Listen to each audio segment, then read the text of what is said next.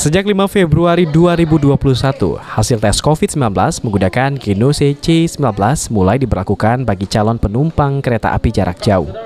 Genose adalah alat deteksi COVID-19 melalui hembusan napas yang dikembangkan oleh tim peneliti Universitas Gadjah Mada, Yogyakarta.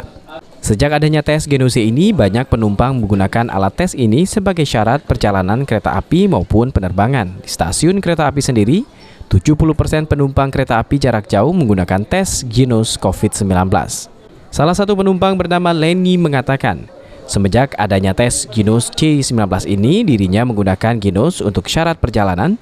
Selain harganya lebih murah, tes Genose ini juga simple dan tidak terlalu memakan waktu lama dibandingkan tes COVID-19 lain. Ngapa Bu, milih Genose dari Rapid gitu Bu? Hah? Milih tes Genose dari Rapid? Murah Bu. Terus Bu, berapa Bu? 30.000. Perjalanan kemana gitu Bu? Tinggal.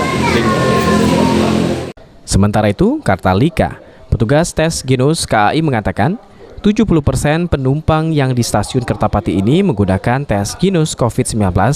Perharinya 230 penumpang kereta api melakukan tes Genose di sini. Itu kemungkinannya 70% ya? Penumpang ya? Ya, dari Genose sama antigen mungkin bagi 70% sampai 30%. Oh. Ini dalam sehari Genose ini berapa orang yang dites di KAI ini? Itu rata-rata 230 ya? 230 orang nggak ya? Itu semua perjalanan nggak ya? Iya, semua perjalanan. Perjalanan ke arah Lampung sama ke arah Lubuk Linggau itu disampul. Untuk biaya tes Genose sendiri hanya Rp30.000 dan hasil tes Genose hanya berlaku 1 kali 24 jam. Irawan, PAL TV.